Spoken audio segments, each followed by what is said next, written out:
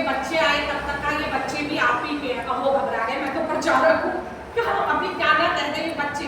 तो उनके मित्र ने कहा आप घबराइए नहीं, इनका लहजा है लखनवी, उनके लखनवी मित्र थे वो, कहा उनको लहजा है बोलने का। तो उन्होंने कहा अपने मित्र को कहीं ऐसा तो नहीं कि जो ये अभी आप कहते हो कि क्या होगा देश का, क्या होगा सरकार का, ये कहीं आपका लहजा तो नहीं बोलने का। कृपया ध्यान से, मतलब कि आप फिक्र मत करिए। तो इस तरह तत्वपंत जी ने जब भारतीय मजदूर संघ की स्थापना की, उसके पश्चात इन्होंने 79 में भारतीय किसान संघ की स्थापना की। भारतीय मजदूर संघ में सबको एकत्रित कर दिया। कौन से साल में की इन्होंने? यानी 35 वर्ष के थे। 35 वर्ष में, हम 35 वर्ष में पढ़ ही रहे होते, अब PhD करेंगे, बच्चा सेटल ही कहाँ। आजकल तो लड़के लड़कियां कहते हैं शादी नहीं करते, एक नया कंसेप्ट चल रहा है हमारे समाज में, ठीक है। तो 35 साल में इन ऋषि ने, हमारे राष्ट्र ऋषि ने जो है भारतीय मजदूर संघ की स्थापना कर दी। 1979 में इन्होंने भारतीय किसान संघ की स्थापना, किसानों को एक कर दिया, देश भर के किसानों। उसके पश्चात 1990 में क्या थी स्थिति देश की? 1990 में देश पे बड़ा भारी संकट था।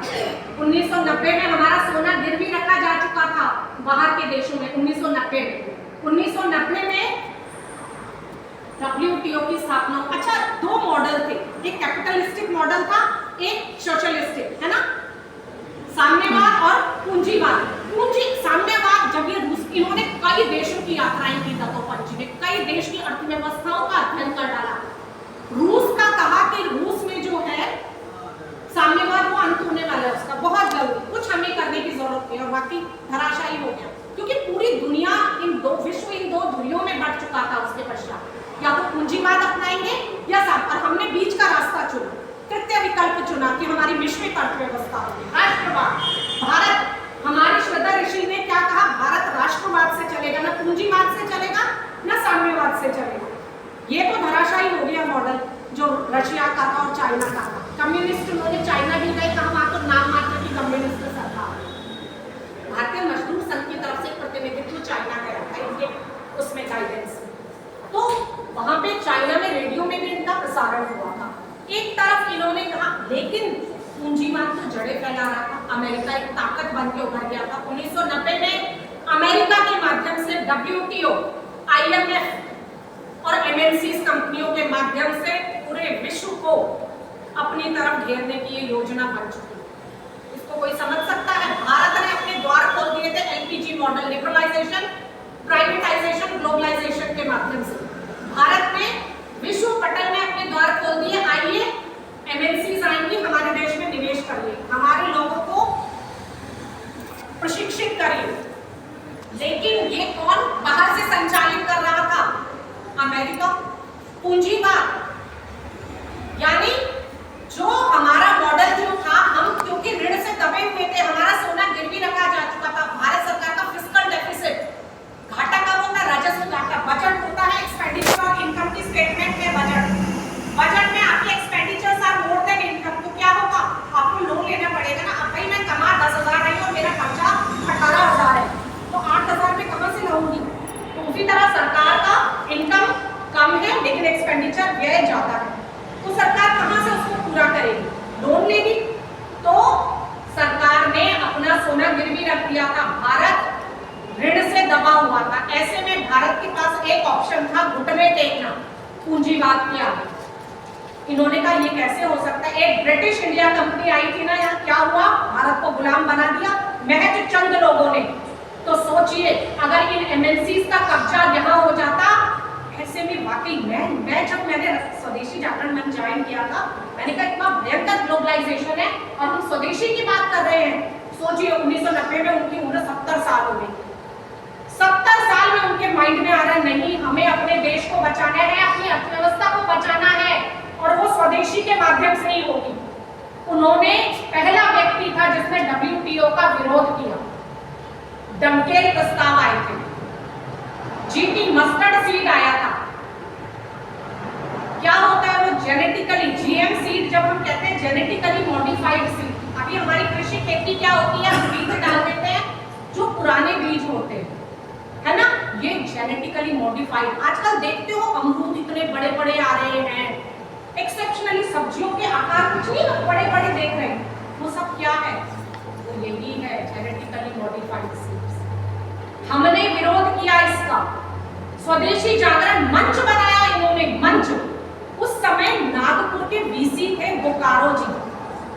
कौन थे संयोजक? उनको स्वदेशी जागरण मंच का 1990 में संयोजक बनाया नागपुर के वीसी, जिनका नाम था मधुकर गोविंदराम बोकारे।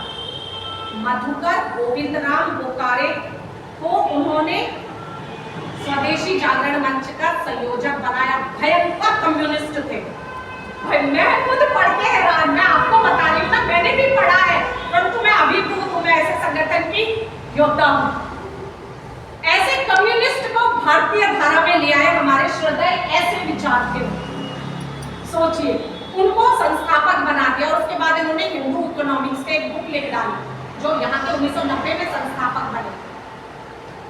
आज जब कोरोना आया, कोरोना ने विश्व को बता दिया कि केवल और केवल अपने संसाधनों पर निर्भर रहकर ही एक देश प्रगति कर सकता है।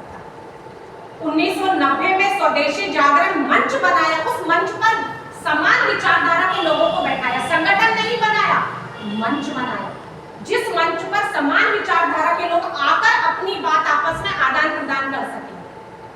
और इन्होंने 1990 में कई, मेरे माइंड से वो स्किप हो रहे कुछ ना, उनको इंटरेक्शन के लिए बुलाया कि आओ और बताओ क्या देश में जो ये देश है ये WTO में क्या होता है। अभी हम चाइना का विरोध करते हैं ना, तो मन में प्रश्न क्या आता है, सरकार क्यों ला रही है, अरे हम खरीद ही क्यों रहे हैं उनसे, विरोध करना है।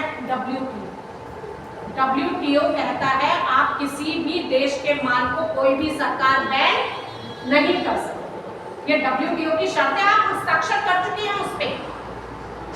आपको जो कस्टम ड्यूटी है जो बाहर से इंपोर्ट हो रहा है उसमें कम करनी है, तो कम करनी है तो इंपोर्टेड माल तो सस्ता हो जाएगा, देश का माल महंगा। सब लोग कहते हैं जी आपकी स्वदेशी की लड़ियां तो महंगी है।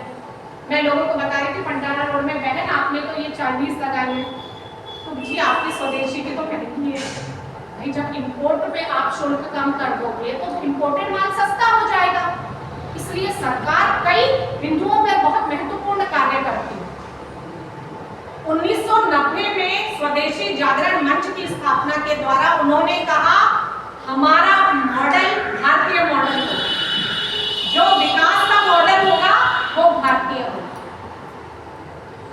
विकास का मॉडल पश्चिमी नहीं होगा, विकास का मॉडल पूंजीवादी नहीं होगा जिसमें केवल उद्योग और मजदूरों की बात होती है, राष्ट्र की तो बात ही नहीं है। केवल पूंजीवाद में क्या है, उद्योग और मजदूर, राष्ट्रवाद नहीं है।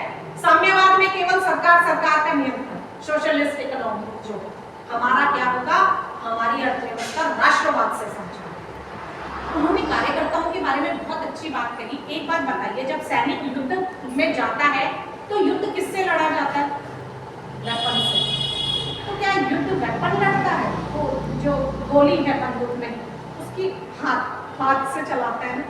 हाथ कैसे चलाएगा? हाथ किससे संचालित हो रहा है? मन से। यानी युद्ध ना हथियार से लड़ा जाता है ना हाथ से लड़ा जाता है, युद्ध तो मन से लड़ा जाता है।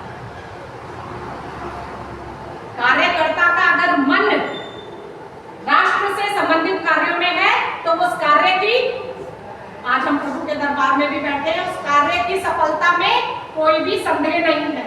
जहां कार्यकर्ता उस कार्य में अपना 100% मन दे रहा है।